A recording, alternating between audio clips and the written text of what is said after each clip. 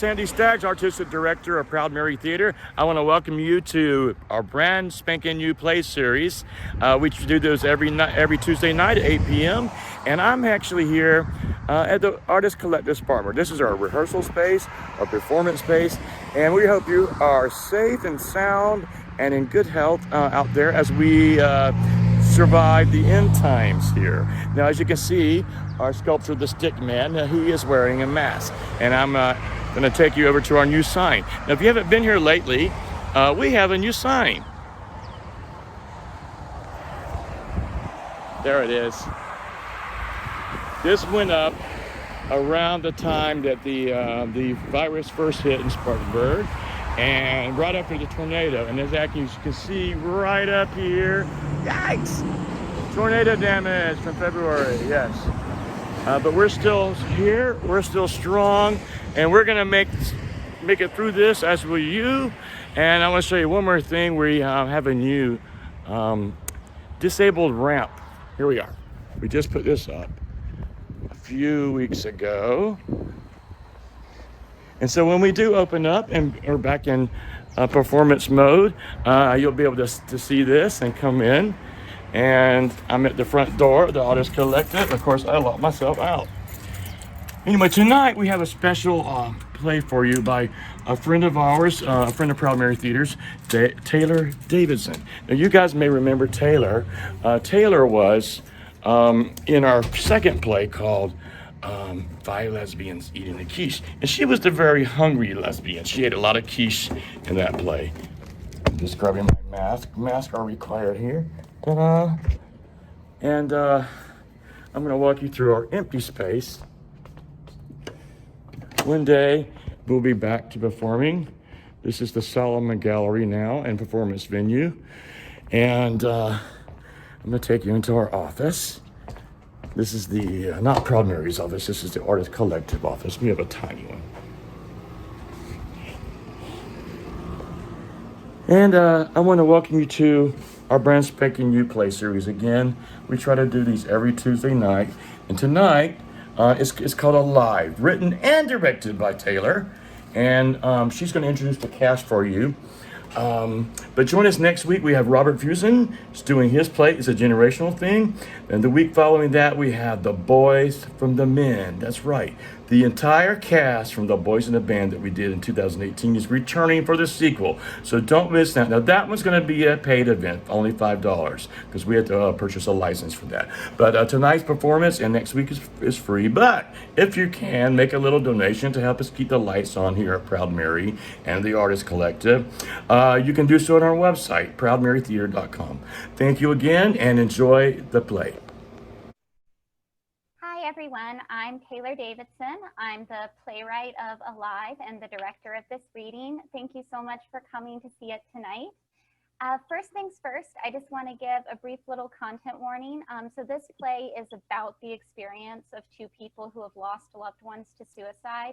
So the play does discuss suicide, depression, mental illness, addiction, some really difficult topics, but I really hope that ultimately it's hopeful and about love and human connection. So with that said, let's meet our cast. So first member of our cast, go ahead and introduce yourself and who you're going to be reading tonight. Hi, I'm Katie Wickline and I will be playing Grace. Hi, I'm Reuben Fitzer. I'm playing Mark. Hi, I'm Heather Pharus and I will be playing Gabby. Hey, I'm Jason Maduafokwa and I'll be playing Josh. I will be reading the stage directions tonight. Scene 1. The basement of a local YMCA. Cheap folding chairs scattered around the room. As Mark starts to leave, Grace calls to him. Mark, wait! Please wait. He does. I had no idea you were in this group. My therapist recommended it because I haven't been sleeping well. I mean, worse than usual. And I usually hate huggy, cryy types of things, but today I figured, what the hell? Grace. And I thought about leaving when I saw you, but you can't really walk into a support group and then be like, oh, sorry, I was looking for Pilates. I'll just go back upstairs. It's okay, really. You can stay. And unless you don't want to be in the same group as me, in which case I can leave because I've been here longer, and so I've probably gotten what I can. You may need it more, is what I'm saying. God, no, I don't want to kick you out. And I don't care about you being here. I just figured there's probably some kind of rule. You think there's a rule against coworkers being in the same support group because they have loved ones who committed suicide?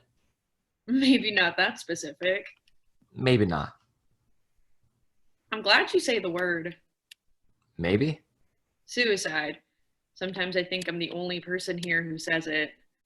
But the word doesn't get me. It's always other things. Oh, yeah. I can find another group. I don't think there are any others.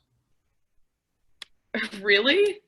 I mean, there are, but they're specific. Like there's one for parents who've lost their kids, another one for the elderly, and one for under 18s.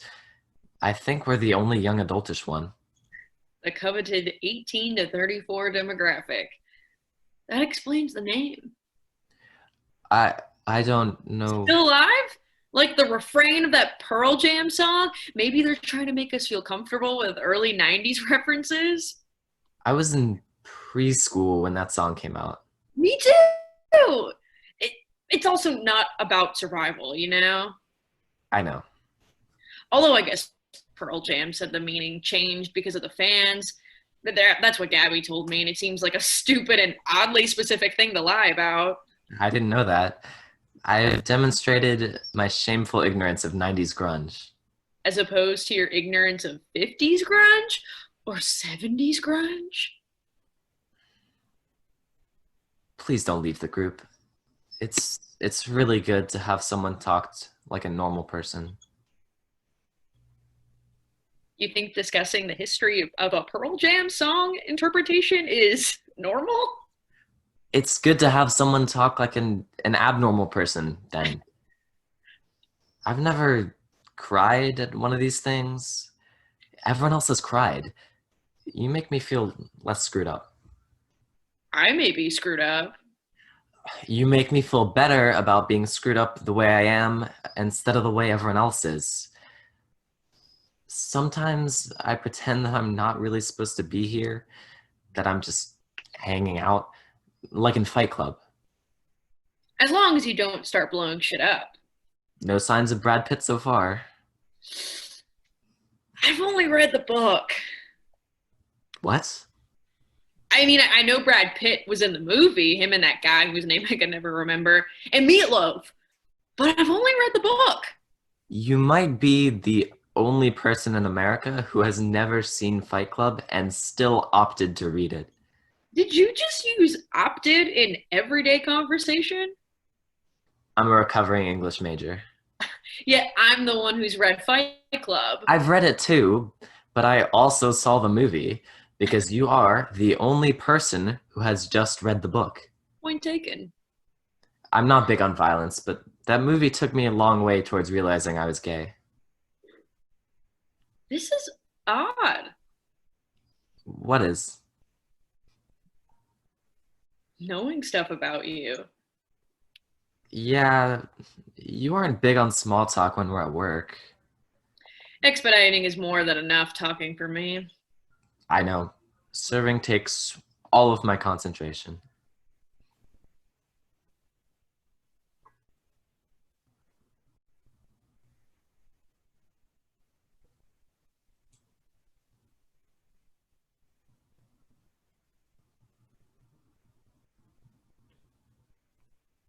Sorry, can you repeat that line again? I know. Serving takes all of my concentration. You're not a bad server. I'm not a great one. One. Is this gonna be weird tomorrow? We won't talk about it. Ribeye for table 4. Stick to business, right? Right. Business. So this is gonna be weird tomorrow. Oh yeah, definitely. Scene 2. The area immediately in front of the kitchen in the restaurant where Mark and Grace work. The feel is more important than what appears on stage, and that feel is cramped. A lot of plates and ingredients in very little space. Plenty of noise from clanging pots and pans. Only Grace is on stage. 86, the soup. And can someone please explain why every single night we run out of a special? Is it on purpose? Are we trying to stand out by being the restaurant that doesn't have things? Mark enters. Grace sees him. Edward Norton, What? the other guy in the Fight Club movie, the one whose name I couldn't remember. God, we're slow tonight. It's a Tuesday. We're slow for a Tuesday. And I don't know why I care about soup. We're not getting any more tables. Do you want to take a smoke break? I don't smoke. Neither do I. This is the 4th time I've quit, but I like the breaks. Oh, okay, sure. Grace crosses to a different section of the stage, and Mark follows. The sounds of pots and pans grow muted. I wouldn't have pegged you for a smoker. I come from a family of addicts. My grandfather drinks, my mother diets, my uncle gambles. And you smoke. And drink 4 Diet Cokes a day. That one I've never quit. So you went home last night and Googled Fight Club? No, I wanted to remember the name on my own. Why? I wanted the feeling. You know the feeling when you keep trying to remember something and suddenly it hits you? Yeah. I've never been artistic, and I think that feeling when you remember something, it might be the closest I've ever gotten to inspiration. I guess it's not really that close, though. It's the best feeling you'll ever have. When you first get an idea and the details are coming so fast you can't get them all down, it always loses something when you write it out. I knew you were an artist. You did not. I did. I can tell. What do you do? I write poetry. Of course you're a poet. Hey, What? You don't like being called a poet? I don't like the way you say it. Which is? The way everyone says it. My sister got all the artistic talent in the family. Actually, I don't know where she got it from. God knows it wasn't our parents. Older or younger? Twin. Though if you want to get technical, I'm 11 minutes older. What kind of art? She was a painter.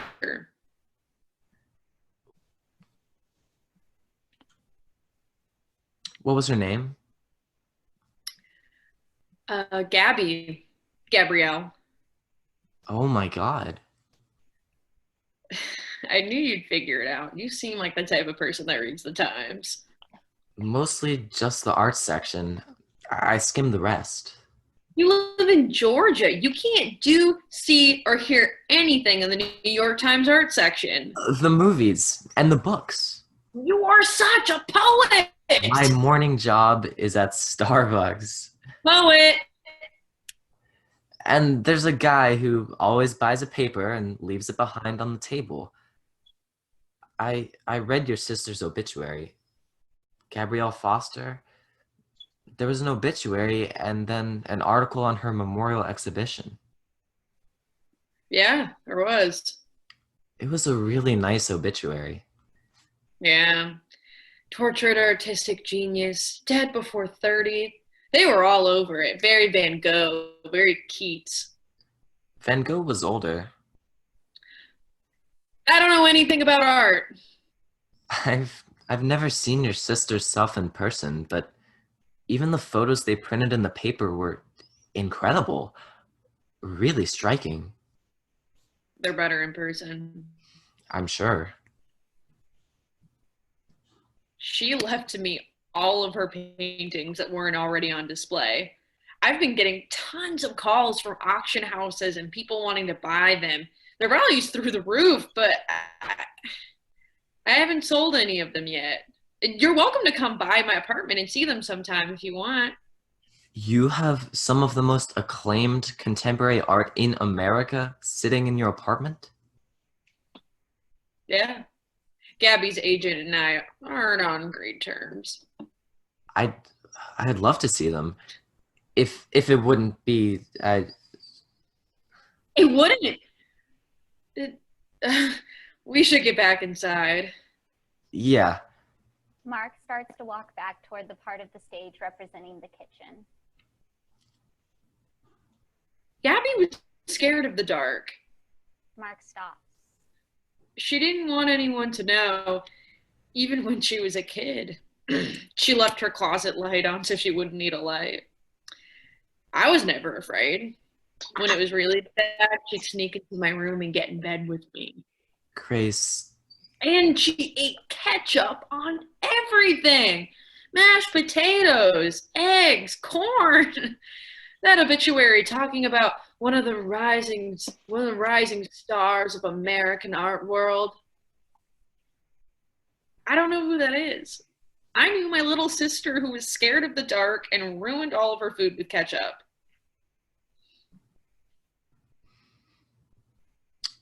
what are you doing Saturday night after work? Probably collapsing on the couch and watching Netflix. Why? Colin goes to bed before me, but I always watch TV when I get home anyway, so, and Colin is the heaviest sleeper I've ever met. Colin? My boyfriend. So if you wanted to collapse and watch TV together, I own Fight Club. I'd love to, yeah. Scene 3. A New York studio apartment, sparsely furnished. Most of the floor space is taken up by a large canvas which Gabby is standing over. Cans of paint and a selection of brushes surround her. She wears an old t-shirt and jeans, both spattered with paint. A long-sleeved button-down is draped over the back of a chair nearby. She is very thin and looks ill or exhausted, but her eyes are bright and intelligent. For a few seconds, there is silence while she gazes intently at the canvas. A knock on the door. Gabby, still staring at her canvas, doesn't hear it. Another knock, louder. She still doesn't move. Another. Gabby hears it for the first time, jerks, startled. It's open. Gabby reaches for the long sleeve shirt, yanking it on quickly as the door opens and Grace enters, dragging a suitcase. She sees her pull on the shirt and tries to hide her reaction. You leave your door unlocked? I knew you were coming and I didn't want to be interrupted. Someone is going to come here and shoot you, and you don't know, and you won't notice until you've bled to death. Gabby walks away from the canvas, giving up on painting for the time being. You managed the subway okay? I'm better at the subway than you are. You could get distracted thinking about paintings and end up in New Jersey. If you think that the subway goes to New Jersey, you are definitely worse at it than I am. It's in our blood. We're from Georgia. We will never truly understand public transportation. Shh. When I said I was from the South, my agent thought I meant Virginia. Virginia's not the South. He doesn't know that. This is the new work? No, this is a canvas with drops of paint on it. I love the yellow. I knew you would. Have you eaten? Okay. We should get food. What time is it? Almost 11. A pause while she dissects the statement, and Grace realizes she is dissecting it. PM. I know a 24-hour diner near here. Lead the way. Scene 4. Grace and Gabby sit facing one another at a diner table. Grace has at least an attempt at a well-balanced meal in front of her: fruit, oatmeal, eggs. Gabby has a stack of chocolate chip waffles with whipped cream and more chocolate chips on top. I'm buying. Nope. Yes, to celebrate your show. It's not my show. There are 9 other people in it. Still, it's a big deal. Gabby scratches her arm through the long sleeves. Which is it today? Morphine or cocaine? Gabby smiles in acknowledgement of the reference. I don't like cocaine. It makes me anxious. I start thinking the world's going to explode if I don't clean the bathtub. Of course, you had to try it out. Only twice.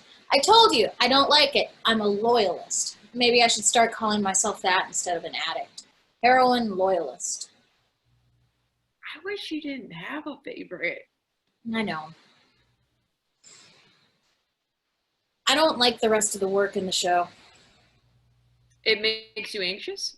I wish. It makes me bored.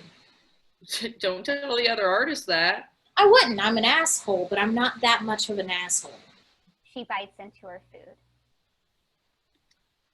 Chocolate chip waffles are not actually a meal. I hope you know that. They are absolutely a meal. Waffles have been understood and honored as a meal since time immemorial. Honored? Waffles? The sound of the word kind of works against me here. Why don't you like the other art? It's all distant, ironic. It doesn't want you to take it seriously. It doesn't want anyone who isn't part of the New York art scene to get it. And most of all, it doesn't want you to like it. Moving people is cliche. And you like using yellow. Look, I'm a fuck up. I know that. I'm not even the creative type of fuck up. I'm the kind they talk about in middle school health class. I can't afford to be ironic and distant and self-referential. I need to make something beautiful. I need to move people. I need to do that at least. What's gotten into you? You don't talk like this. I don't want to be Thomas fucking Kincaid or anything, but I don't think that just because art is beautiful doesn't mean it doesn't matter. I like when you're sentimental. It's sweet. I'm not sweet. You are currently stuffing yourself with whipped cream and chocolate. Gabby scratches her arms again, fidgets. Gabby, we should talk about... No. You don't know what I was going to say. There's only one conversation that we have starts with, we should talk about. So no, I'm not going to rehab again. Gabby, it doesn't work. Really? It's not going to. Because you don't want it to. Last time I went, they made me keep a spiritual journal. We had mandatory prayer group. Apparently, God gets the credit if you get off drugs, but not the blame if you get on them. Good deal for him. We can find a secular one. I'm not delusional, Grace. I know who I am. Heroin is not who you are. Look, I don't have kids. I don't date. If I run out of money to buy food or forget about rent or spend all day lying around in my own sweat, I'm the only one who's disgusting. I'm the only one I've fucked up. God, Gabby, do you really think that? You really don't think anyone cares? You really don't think I care whether you're eating? That isn't part of the... No, you don't get to pull that nobody cares shit. You don't get to tell me whether I care. You think I enjoy calling my credit card company and begging them to cancel my card? What? And not try to figure out who took it? You think I look forward to trying to convince mom and dad that rehab will work this time? And then finding out 4 days later you ran away. You're right. And not just about you caring, although you're right about that too. I don't want rehab to work. Not really. There are only 2 times when I'm happy, and sometimes I don't have the energy to paint. I don't even have the energy to get out of bed. Sometimes I just need something, anything that will get me through the next few minutes. And if it wrecks my body, well, I don't need my body that much. Not as much as I need to be able to get through a couple more hours. I'm scared that if I got clean, it would kill me. Not getting clean is going to kill you. And it's a lose-lose. I don't believe there's no happy ending here. You think that about every story. It's what I like about you. She checks her cell phone. Happy birthday. You too. That's the real reason I came to visit, because I always say you too by accident. And when I say it to you, I don't have to get embarrassed and apologize. Your affection is touching. Isn't it? Gabby fidgets, scratches her arms again. She sees Grace watching. Grace reaches for both her hands and holds them still on the table. It's okay. Scene 5. Grace and Mark are seated in front of the TV on the couch in Mark's apartment. So? I'm boring now. Boring? I'm no longer the only person who's read but not seen Fight Club. Sure we didn't wake up Colin? Very sure. Alarms, showers, my voice, the rapture. Doesn't matter. He doesn't even move when he sleeps. I couldn't get used to it the first few months. Josh was a wild sleeper, tossing, twisting. He didn't steal the covers. He kicked them onto the floor. My side of the floor. Josh is your ex? Kind of. We never officially broke up. We just ended.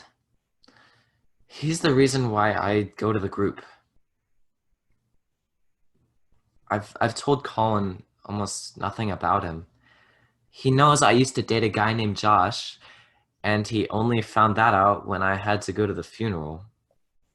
I keep thinking I should say more, but You don't have to talk about it if you don't want to. You talked about Gabby. That doesn't mean you have to talk about Josh. We're not bartering. Talking is better for me. If it doesn't work for you, it doesn't. I need to. I just can't yet. Can I ask you something? And you don't have to answer if you don't want to. Of course. How long has it been for you? 11 months. 8. While we were working together? Took a week off. I remember that. I had no idea. No. You only took a week. I wanted to take less, but I had to fly to New York and get the ashes and go to the funeral. Working is better than not working. I worked too, but I don't remember it. I remember almost nothing about the first week. Might be a mercy. Might be. I didn't ask you over tonight just so that we could watch Fight Club.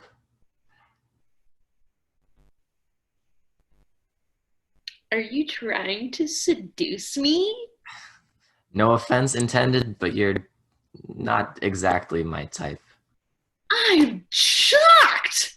I don't go to the support group every week.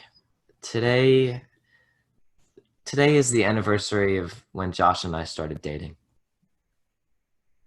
I'm weirdly honored that you asked me to be here then. I'm glad you came. I knew Colin would be asleep, and I didn't. I don't want to be alone. Scene 6. Mark's high school bedroom. Mark and Josh, both 16, are stretched out on the bed, surrounded by books.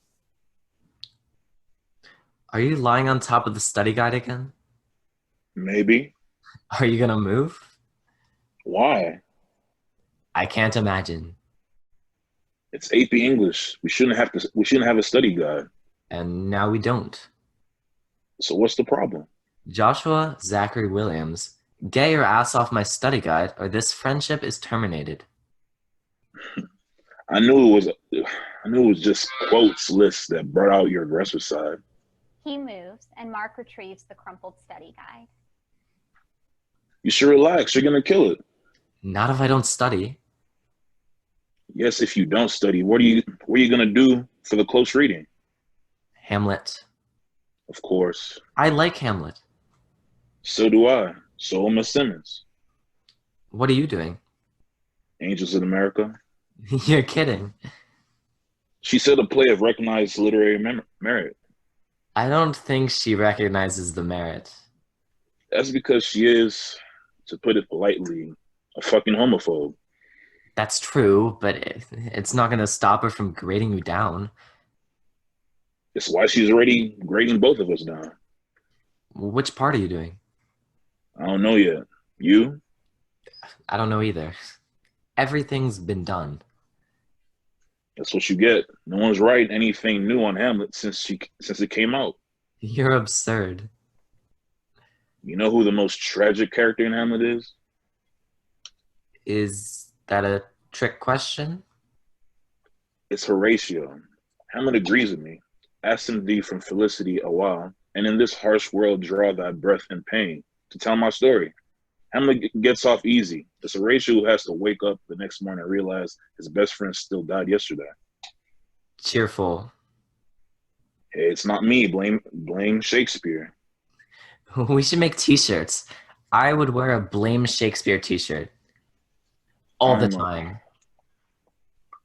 I'm in love with you. What? I'm in love with you. You probably know that already, but I thought I should say it. We were talking about Hamlet. Excellent observation. And now we're talking about how I'm in love with you. No lead up? No, just like that? You've been my best friend for 11 years, and I think I was in love with you for most of it. I think I knew I was in love with you before I knew I was gay. So no, not just like that. And you told me today because I spent most not saying it, but today you invented Blame Shakespeare t-shirts. Josh, it's okay if you... Josh, of course. Of course I love you. Really? Yes. God, yes. How did you not know? Things like this don't happen to me. I'm very ordinary. And I'm not? Not to me. So we can kiss now? My parents... know you're gay. And they're okay with it as long as... As long as they don't have to see it or talk about it or acknowledge it in any way. If they come home from work... Right, okay, so no kissing. Mark kisses him. They keep kissing, completely absorbed in one another. Scene 7. The basement of the YMCA. Only Mark and Grace are on stage, sitting in 2 chairs that they have pulled away from the other chairs in the circle. Well, that was... Yeah, that's how the group goes a lot. I didn't know Doritos was a thing. I wouldn't have brought them. I think Carl just needed to cry today. Honestly, Carl needs to cry most days. You remember how he said his friend Elizabeth was smarter than him? Yes, Gabby was smarter than me. Unless we're talking about math. She was awful at math. But I never got a MacArthur Fellowship. So I think we all know who the genius in the family was. How do you know that what I was going to ask? People always ask me about that. How does it feel to be related to a genius? Do I think it's genetic? Sorry, if it helps, I was only thinking of it because Josh was smarter than me too. Does that ever scare you? Depression's an illness. An illness that highly intelligent people are more likely to have. There's no conclusive evidence. You're telling me that you don't ever stop yourself from thinking or shut stuff out to get through the day? Of course I do. Why do we consider diluting ourselves healthy? Because it's what lets us get through the day. Sometimes I wonder why I should. That's normal. That's what my psychiatrist used to tell me. They stopped saying it? I stopped going to him. I couldn't afford it. My therapist would freak out if I stopped going. She's a little overprotective lately. Apparently, if you lose a twin to suicide, you become super high risk. I can't imagine. I wouldn't say losing a partner is a bundle of laughs. I was already with Colin when Josh died. I hadn't actually been with Josh in years. You don't have to pretend it doesn't hurt because of that. But I have someone. Well, so do I. I'm not that pathetic. I have my parents, opinionated as they may be about all of my life choices, and friends. You do have me beat there. I don't have friends, except Colin and you. So I barely count?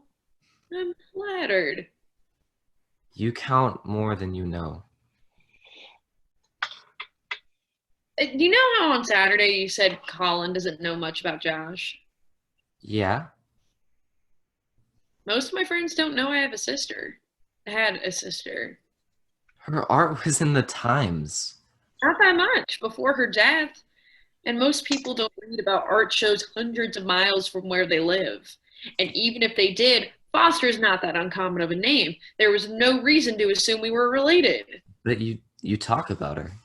To you, I usually don't, because when I do, people hear junkie and artist and forget all of the rest. Josh had schizophrenia. He was diagnosed when we were 18.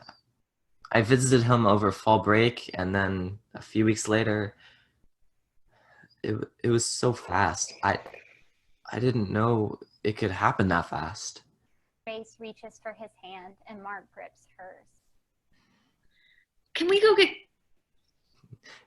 get coffee or something? I want to tell you more, but They need this room for Zumba soon, and that might be a little distracting. Yes. Unless you wanted to stay for Zumba? God, no. Let's go.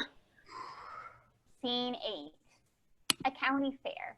The music is the dead giveaway, though the neon lights and the caramel apple Josh is eating help. He is walking beside Mark. They are both 18. Try it. I've had caramel apples before.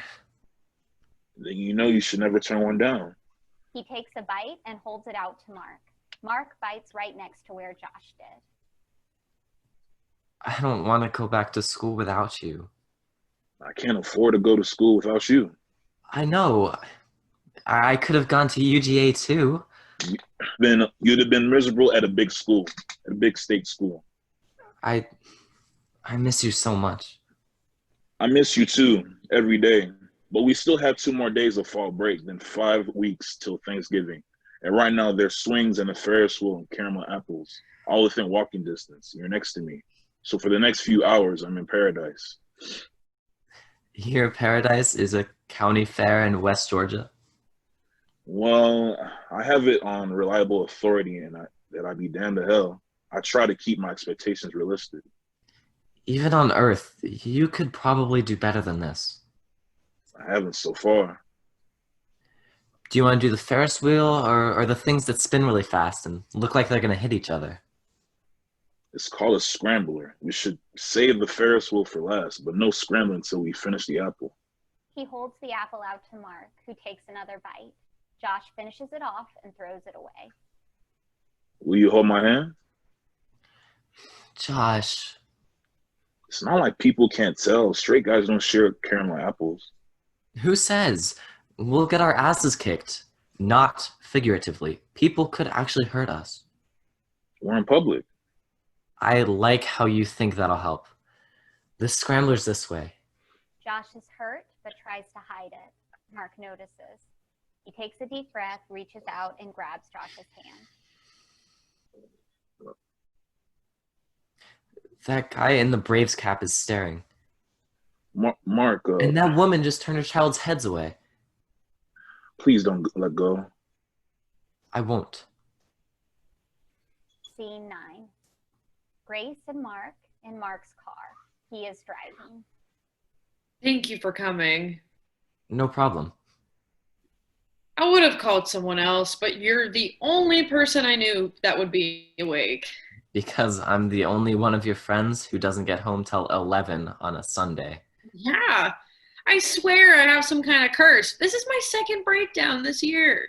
Perhaps it's the well-known shitty car curse.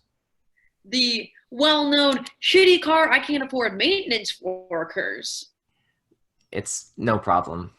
I kind of wanted to get out of the house. What happened? Colin, he found one of my poems.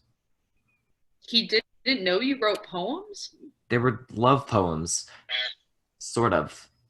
They were about someone I love. I'm guessing not him. Not so much, no.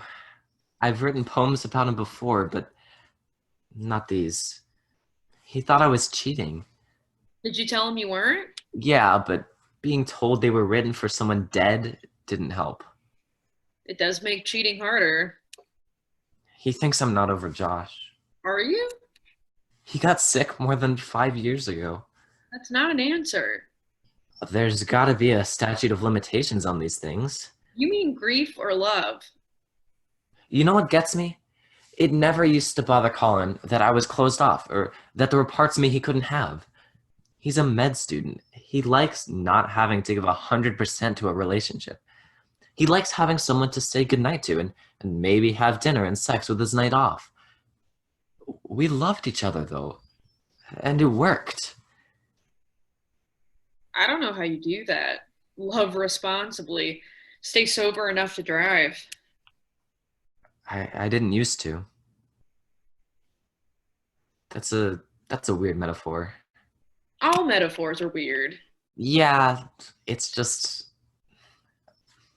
a few days after Josh died, I was driving and suddenly I had this feeling that I didn't know how. That I was in the wrong lane or I'd misunderstood the light colors and any minute I'd see another car coming at me. What happened? Nothing. I wasn't doing anything wrong. I knew I wasn't. But for a few days after, whenever I was driving, I felt a little bit of that same panic. I dropped Gabby's ashes. Sorry, what? I was bringing them back with me. I carried them onto the plane because I didn't want to check them, and it was a small plane. So when we landed, we had to climb down a set of stairs and walk across the runway, and I tripped on the steps, and I caught myself, but I dropped the ashes. They blew all over the runway. What did you do? I left them. What was I supposed to do? There were planes landing everywhere. You can't just run around in front of planes. Gabby would have thought it was hilarious anyway. Her exact words were, "I don't give a fuck what you do with my body." Her lawyer had to write it down just like that. God, I'm so sorry. My mother asked me to read it out loud to her and my dad because she was so emotional that she couldn't read. Easily the best part of going home for a funeral. I need to change my will. You have a will? No. You? The most expensive things I own are a car that is currently broken down on the side of the road and a laptop from 6 years ago. Of course I don't have a will. Your sister had a will because of her art stuff. Yeah, she's worth a couple million now. If I died, someone would have to pay off my student loans. At least you have someone to rescue you from the side of the road when your shitty car breaks down. Yeah, at least I've got that. Gabby sits on the couch in her parents' living room. She is 17, wearing short sleeves without self-consciousness, bent over a sketchbook. Grace enters in pajamas, but with her hair and makeup still done from prom. Thanks for picking me up. Of course. I should have been the one to drive. I could have guessed Tom would get trashed before the prom even started. He better not have tried anything. He didn't. You don't have to go all protective, sister. You're not even older than me. I could still have kicked his ass. Yeah, all 120 pounds of you. You should have come to prom. Because I love pop music, formal wear, and the people we go to school with. Because you don't have any awkward prom stories. If that's all I have to tell stories about, I've reached a new low. Will it bother you if I turn on the TV? Go ahead. Grace turns it on and sits on the couch next to her. What are you drawing? Hands. Whose? Yours. Do you want me to stay still? No, I know what they look like. Cocky? I've seen you every day of my entire life. But my hands have changed. Which is why I'm drawing them again, but I still know what they currently look like. See? I just started. Can I see the other sketches? Why do you always want to see? You don't even like art. I do! I like museums. You like history and science museums. I like some art. I like yours. They aren't good. Please. Because I'm your favorite sister. Gabby passes Grace the sketchbook, though she still seems hesitant. She flips through it. There are so many new sketches in here. Where did you find all these hands? Who has that scar on their thumb? The guy sit next to him pre-cal. You're ridiculous. A lot of people could do that. No, they couldn't. Look at the hands and see a whole person. Hardly anyone can do that. You're biased. You're brilliant. Other people are going to agree with me. She hands her back the pad, and Gabby resumes sketching.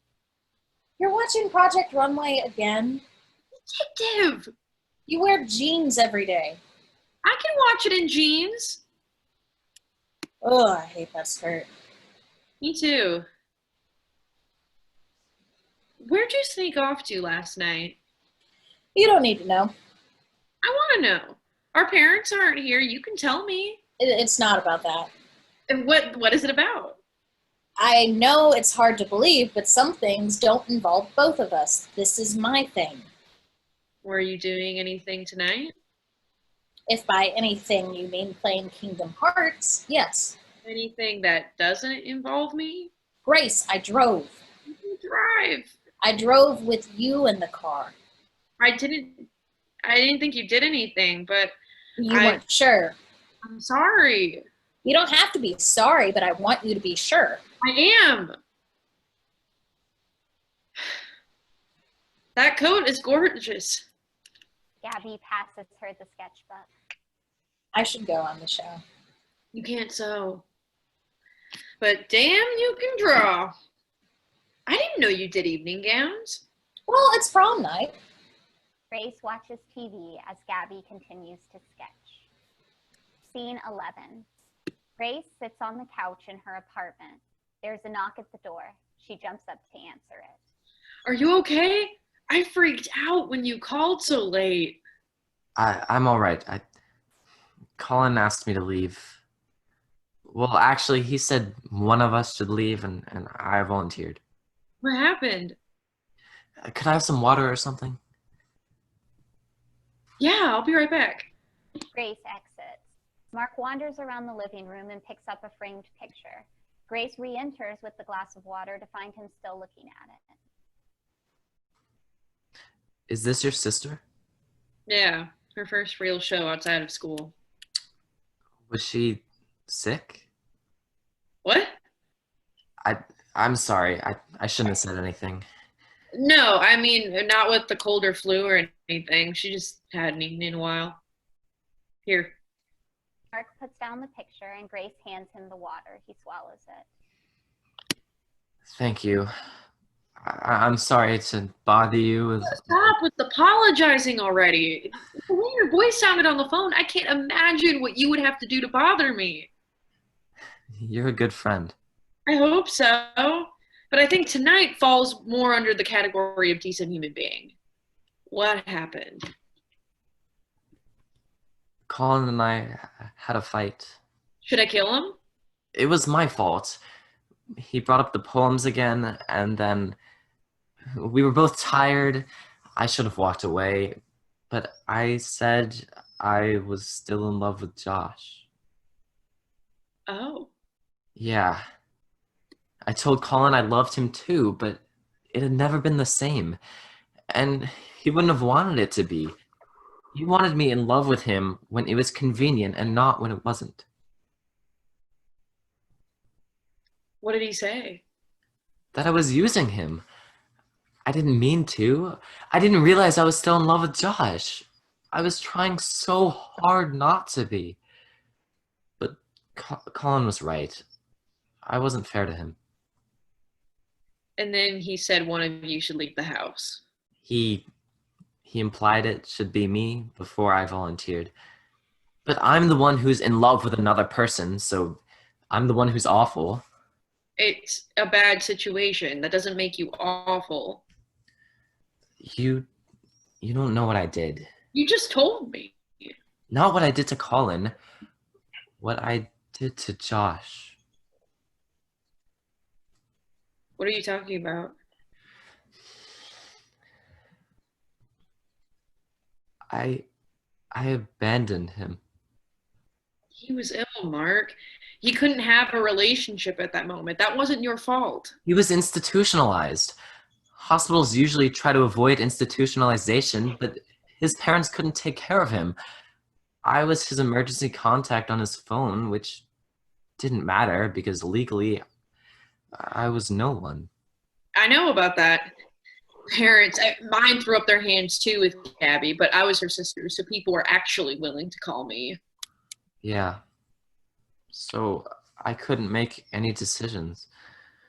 Josh would have needed hospitalization anyway for at least a little while, but he was at Seaview for months because he had nowhere else to go.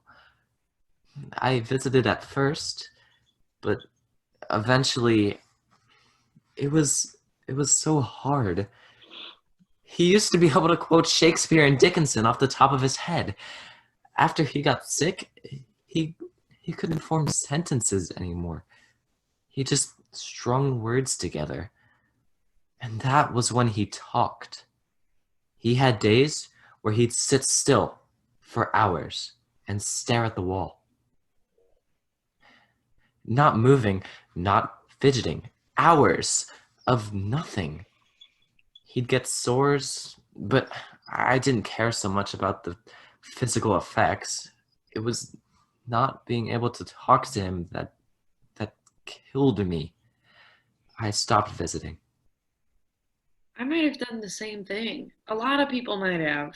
A lot of people are actually in that situation and don't do what I did. You stopped visiting Josh because you no longer recognize the person you fell in love with. I'm not saying it was a good thing to do, but it wasn't some act of pure psychopathic evil. Seaview released him. Not because he was better, because the state wouldn't pay for his treatment anymore, and no one else could. I didn't know he had been released until I found out he died. He was homeless, and one night he jumped off a bridge into the river. I loved him more than I've ever loved anyone, and on the night he jumped off a bridge, it was 21 degrees outside, and I was sitting in a poetry class talking about Lorca. So don't tell me I'm not a bad person. Don't tell me I don't deserve whatever happens to me, and worse, because that's what I did to the person I loved. Love. That's what I did to my love.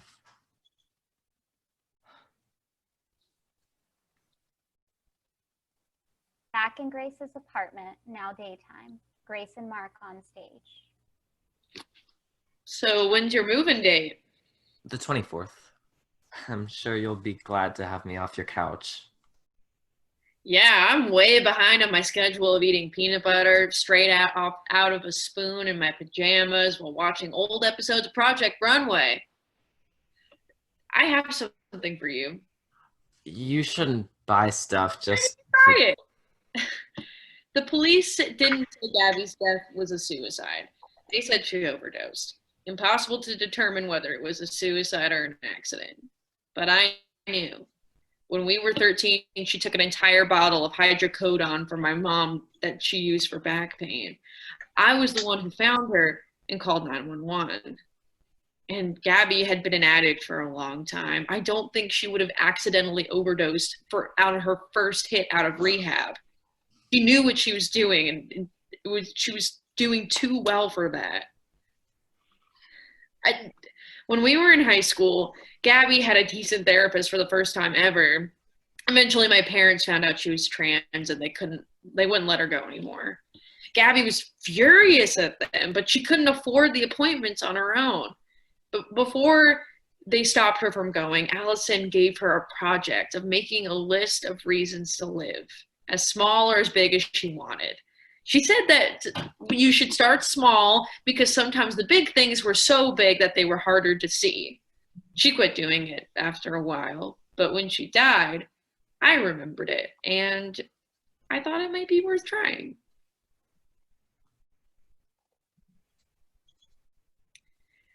It's only mine.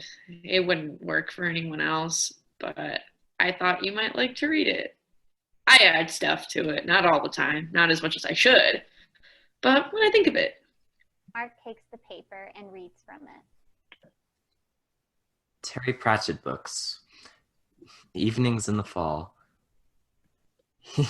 Hearing a song on the radio you love so much, you have to keep the engine running until it's over. The scene at the end of The Two Towers when Sam talks to Frodo.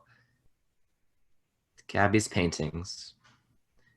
Zach's been clean for 4 years. Zach, who works in the kitchen? Yeah. I didn't know it had been 4 years. He told me on his anniversary. Read the next. Oh, I just scribbled out 3 and wrote 4. Christmas lights. Sharing French fries with a friend in the car. I made Mark smile yesterday. I had never seen you smile before that. Talking about Pearl Jam interpretations. Yeah. That's all? It's not much, but it's something. You know, when you ask me what life has going for it, Other than Terry Pratchett books. that's a big thing. It is. Potential. It's not that life is always going to get better. It can get worse, but it can get something. Things can happen and you don't know what they'll be. That's what life has going for it. All it has going for it. Maybe. You really think anything good's gonna happen for either of us? Anything that could make up for what No. happened? The people we loved are dead, and nothing will ever make up for that. For the rest of our lives, the world will be worse. But that doesn't mean That that, nothing good could happen. yeah. Yeah. Mark holds her too. Oh my God. What? It's snowing. It is not. I swear. It's December in Georgia. It's not. Oh my God. I told you. They stand looking out the window. It's sticking. It hasn't snowed enough to stick in. Yeah. Grace and Mark slowly back away from each other and start putting on coats, scarves, gloves as Gabby and Josh enter and approach Grace and Mark respectively. Grace and Gabby are now unaware of Mark and Josh and vice versa. Josh is already in outdoor clothing. Grace is trying to get the clothing onto Gabby, who is not. But it's snowing. Like 2 inches. That's not snow. It's gray slush. You aren't even in New York yet. You don't get to be picky. Okay, I'm a little excited. But we're still 10 years too old to play in it. We don't have to play in it. We just have to be in it. We've spent every snow day of our lives together. We've spent most days of our lives together. Please. She starts trying to put Gabby's coat on. Okay, I can put on my own clothes. Hey, do it faster. Gabby starts putting on layers. It's so beautiful. It's kind of muddy. It's still beautiful. I love snow before it's been stepped on, but I can never resist stepping on it. What do you think that says about me? That you overanalyze everything. Josh turns Mark so they're facing each other. No kissing when you've just insulted me. But it's snowing. Does that change the fact that you just insulted me? God, you're beautiful. You're only saying that. No, I'm So saying I'll that. kiss you. No, I'm saying that because you are. Mark kisses him. But it'll work well. They continue the gentle touching and kissing of people who can't believe how lucky they are to be touching each other.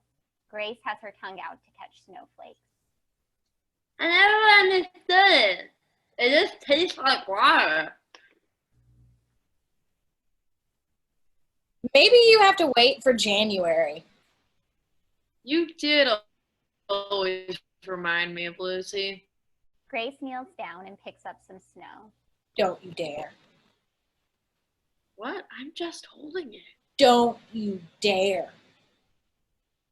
I want to live in a state where people get so excited about snow, they have to touch it, but they don't stare when they see two guys holding hands. If you find it, let me know. Grace throws the snow at Gabby. Shit, god damn it, Grace! Mixed religious imagery here. I'm very hard to swear at. Blame our parents. I usually do. Gabby grabs a handful of snow and pelts it at Grace. Yeah. Except for that. That was all me. They keep throwing snowballs. Do something for me? What? Remind me this happened. Sometime when I'm freaking out about getting a job or paying for gas or whether to put a comma in the last line of a poem. Or you're mad at me. Remind me I got to kiss you in the snow. You know what I want most in the world? What? I want to come home to an apartment with both of us living in it. And I want to make frozen pizza and watch Netflix on the couch with you. That's what I want. Mark rests his forehead against Josh's. Sounds good to me. Gabby and Grace have finished their snowball fight and are standing still looking at the snow. Take care of yourself. Pretty rich to say that when you're the reason I'm dying of hypothermia. I meant when you leave. I know.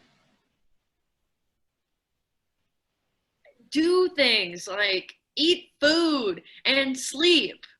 I'm an adult. I can sign contracts, vote for the president, and carry a gun in a foreign country. I think I can be trusted to make SpaghettiOs once in a while.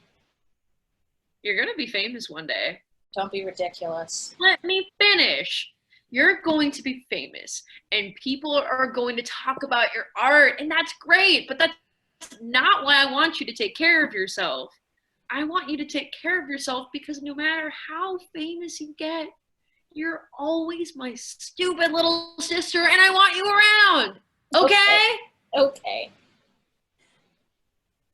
It stopped snowing. Yeah, It's beautiful.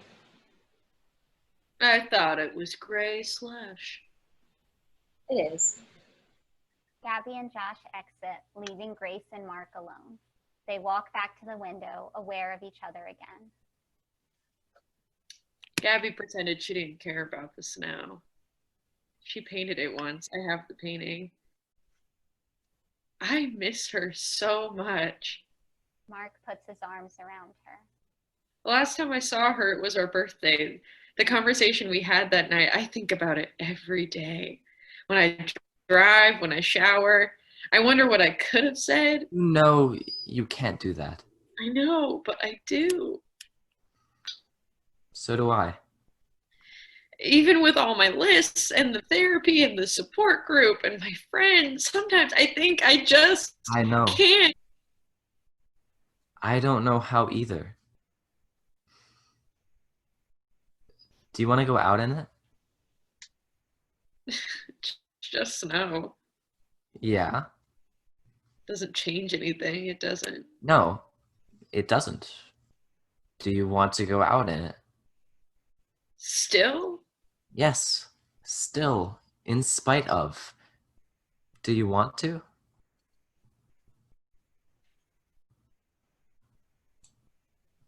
Mark and Grace walk into the snow together as the lights fade out.